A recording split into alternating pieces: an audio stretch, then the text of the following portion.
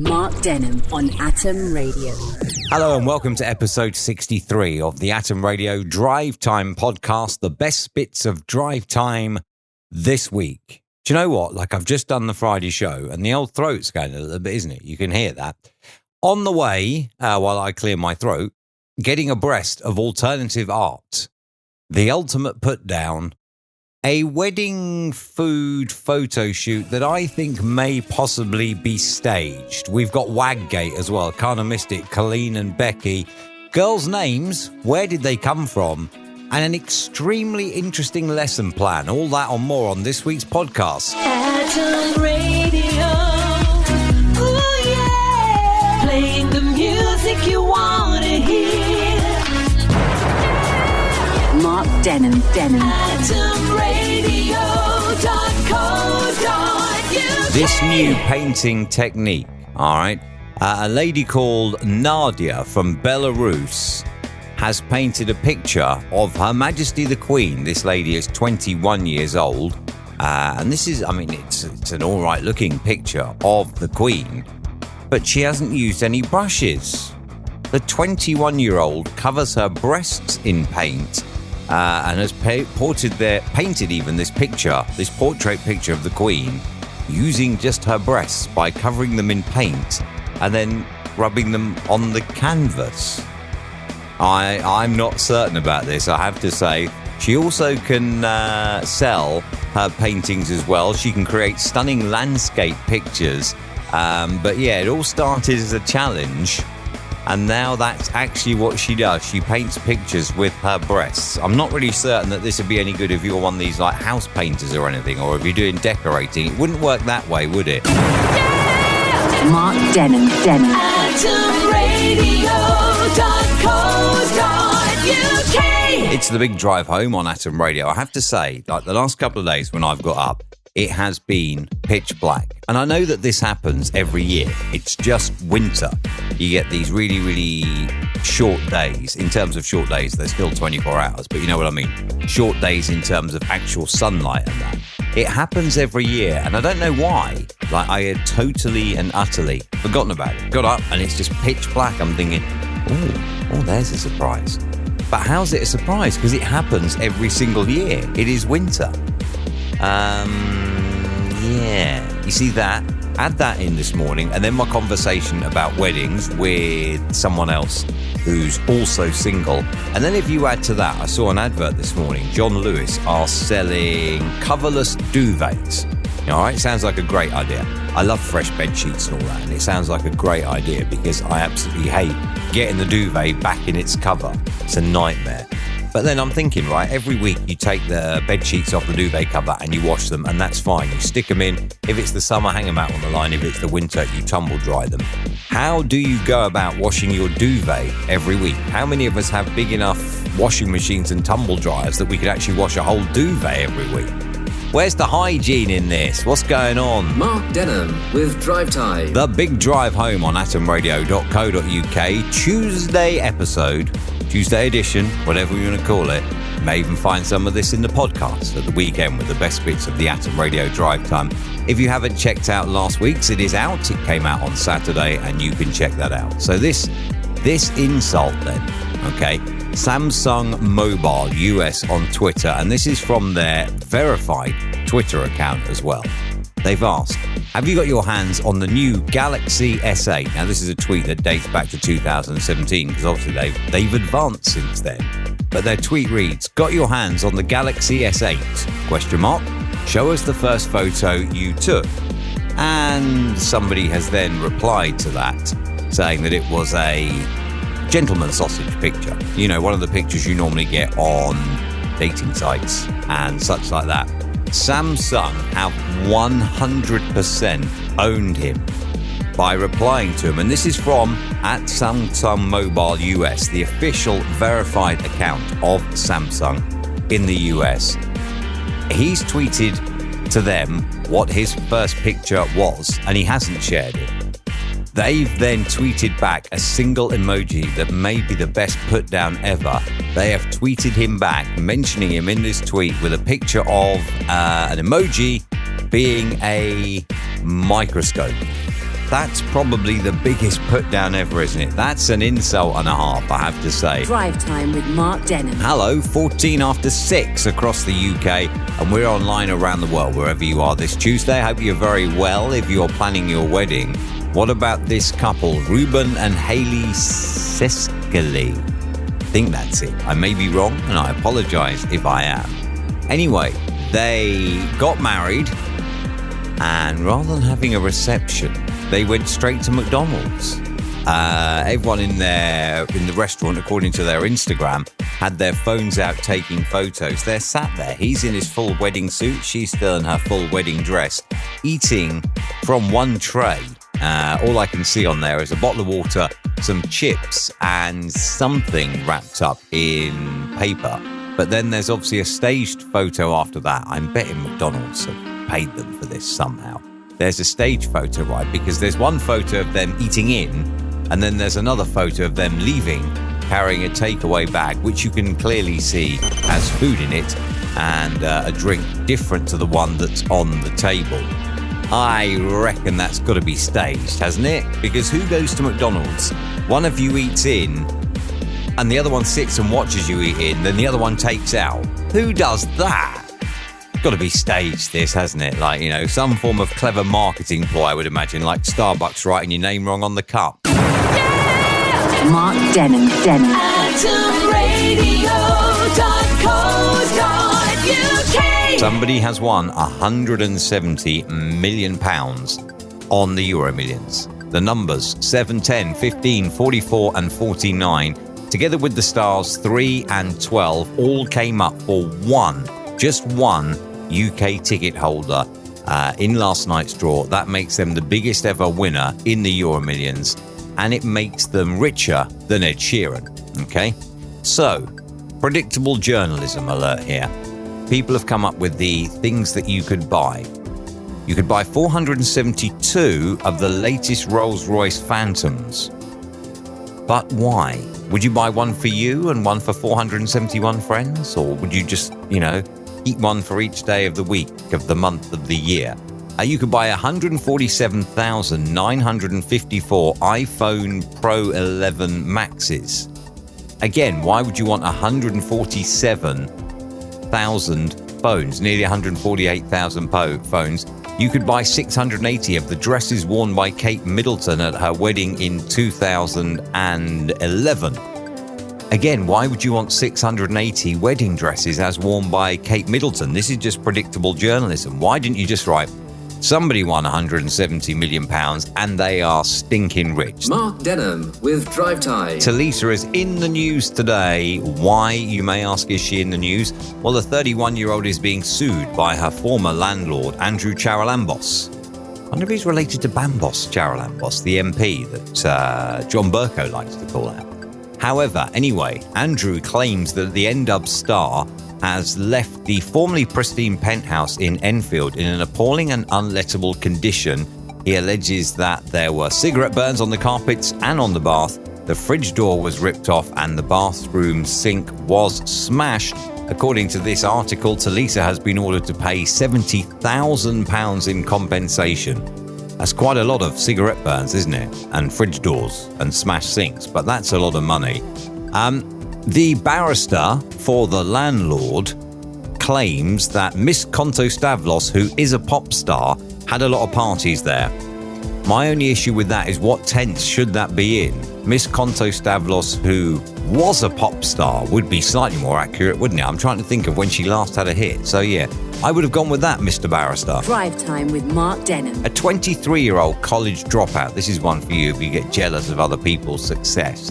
He claims he's become a millionaire after learning to trade foreign exchange on YouTube. Says he remains a pretty down-to-earth person despite his fast cars and jet-setting holidays. This guy, who's 23, has 4 GCSEs, gave up college, became an apprentice at an IT company, and began trading foreign exchange. He now says he owns 3 houses and enjoys 6 jet-setting holidays a year. Well done. I'm betting there are loads of people now who are...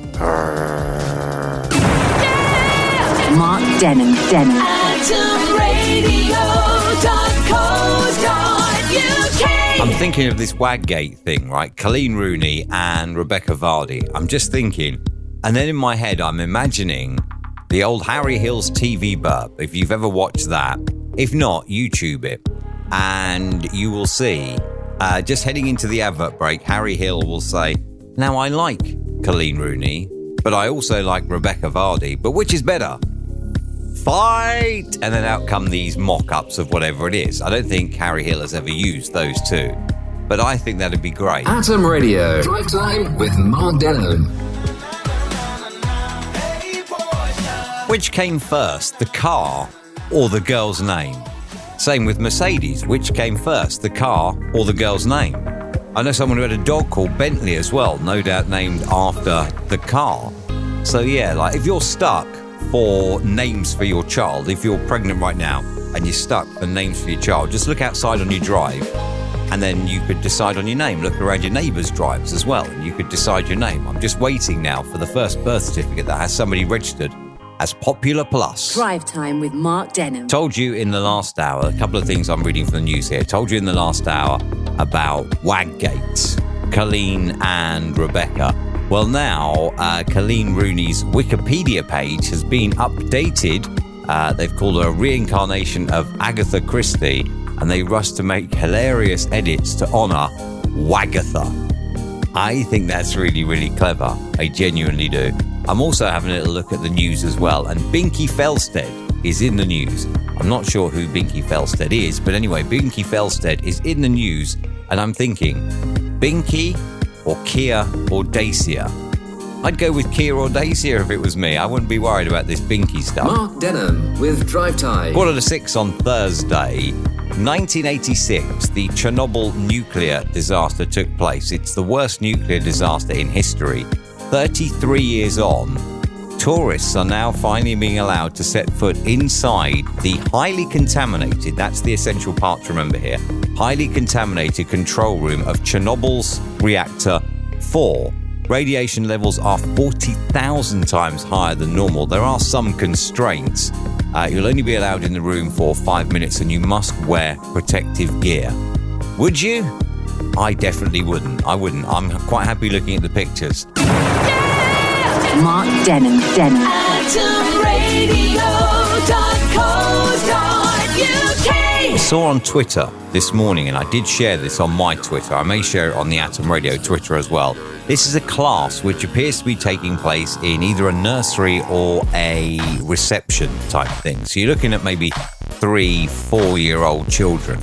The subject of this, well, you're not going to go on and get a university degree in it, that's for certain, but the subject of this appears to be how to wipe your bottom, because the teacher has a piece of tissue in her hand and is sat on one of these small, like, nursery reception chairs with 2 balloons on the back, and all of the children have 2 balloons on the back of theirs, and this lesson is teaching you how to wipe your bum. I never ever knew you got taught that in school. Like, you know, what it's taught me is that I need to keep balloons in my toilet and then I need to practice aiming through the balloons. Atom Radio. Drive Time with Mark Denholm. Hope you're all right this Friday as you're heading in towards the weekend. If you're in the UK, be prepared to get wet. Very, very wet. I have got here in the studio with me a milkshake today. Normally I have tea. But I tell you what, right, I've got this, now I am type 2 diabetic. I have got this Crusher milkshake, which is sugar-free. And you know what, I've seen it loads and loads of times. I'm like, oh, no. And then somebody bought it for me, and I have to say, I am absolutely loving it. It's like the milkshakes you get in some of these, you know, like if you go to these cafe, restaurant type places. Absolutely like that. I am loving it. What have you discovered that you thought, no, and then you've actually tried it and you're like, yes, I am loving it. On air at atomradio.co.uk for your secret food guilty pleasures, although mine is not really a guilty pleasure because it's a chocolate milkshake, and it's not really a secret because I've just told you. What's yours? Crusher chocolate milkshake is mine, the sugar-free one. I'm impressed that I've got a sugar-free milkshake as well. Drive Time with Mark Denholm. You know, we mentioned yesterday Waggate, this big beef between Colleen and Rebecca, Rooney and Vardy, that is. over the apparent leaking of the secrets. Well, Colleen Rooney has said that Rebecca Vardy has leaked a secret Instagram story to the press. Now, Rebecca Vardy is biting back in an exclusive interview. She says that arguing with Colleen Rooney would be as pointless as arguing with a pigeon. She's got a point. Have you ever tried to shoo a pigeon? Like, you know, when they're just about to like poo on your car or something, or nick your sandwich while you're sat in a park eating lunch. Have you ever tried to shoo a pigeon? Mark Denham with Drive Time. Dating in 2019 is a minefield, isn't it? Let's be honest, it really is. And not only that, you can also date on a website that is specifically for people who are looking to have affairs. All right. So this couple then, Thea Thorpe and Jack Logan Beddings. Oh, he's hyphenated. They are going to marry next year after meeting on illicitencounters.com, a website for married people. However, all right, they both cheated on their respective partners. They now plan to get married and stay faithful to one another. Ah, that's quite a boring ending then, really, isn't it? All things considered. Don't get me wrong, all right? Don't get me wrong. I'm not like in favour of all this cheating and that sort of stuff. But they've now changed their attitude to open relationships. They hope, both of them, that they can make a fresh start. We thought being in an open relationship was the way to find happiness because life is too short to spend all your life with one partner, said she. But then all that changed when I met Jack. I wanted to spend the rest of my life with him, and that meant ditching the extramarital dating. What that means is you married the wrong man the first time around. Drive Time with Mark Denham. Hello, how are you? It's Mark Denham with you here until 7 o'clock tonight. You know Mr. Shake Hand Man from Banzai? Remember him? He used to shake hands with celebrity people for as long as he could whilst conducting some phony interview. And they timed it. You had to bet on how long he shook hands. Well, apparently, can't do that anymore because handshakes that last any longer than 3 seconds trigger anxiety and ruins relationships, researchers find. Even long handshakes with good intentions could make people feel uneasy. So Mr. Shake Hand Man, well, that wouldn't do, would it? The US president once shared a 19-minute handshake with Shinzo Abe and held Emmanuel Macron's hand for a full 29 seconds as well. Who was timing all these things? That's what I want to know. atomradio.co.uk. So come on, when you were at school, tell me, did you or did you not get taught how to wipe your bottom using tissue and balloons? It's a little while now since I went to school. I do not ever remember being taught how to wipe my bum using tissue and balloons. What about that man, though, suffering the ultimate put down from Samsung as well? That is just, well, that's harsh, isn't it? I wonder if he's ever tweeted again since. We will tweet. We'll tweet you the podcast next week, among other things, of course, that we'll tweet for you next week as well. Episode 64 will be coming next Saturday. That'll be the 19th. So if you want to check it out, subscribe on iTunes, on Spotify, and on Google. Make sure you're following us on Twitter at UK Atom Radio, on Facebook Atom Radio UK, and you'll get all the details of that podcast. You can check out the show Monday, Tuesday, Wednesday, Thursday, and Friday between 3 and 7. That's UK time on atomradio.co.uk, on TuneIn, on iTunes Radio, and on your smart speaker. Thank you so much for checking out episode 63 of the podcast. Now go subscribe. Atom Radio. Ooh, yeah. Playing the music you want to hear. Mark Denham. Atom Radio.